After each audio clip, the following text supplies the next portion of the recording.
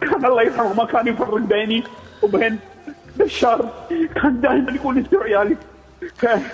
فانا صراحه اليوم اعتبر نفسي فقدت اب، فقدت ابوي الروحي، فقدت اخوي الكبير، استاذي معلمي اللي علمني، اللي كان بالنسبه لي ملهم كبير، كان بالنسبه لي شيء عظيم، الاستاذ الكبير عبد الحسين عبد الرضا. وانا اختي ايمان، انا اقول لك اني انا محظوظ جدا. هم في شغله محظوظ اني انا قدرت اني انا اروح واودع الوداع قبل الاخير، قبل الدفان.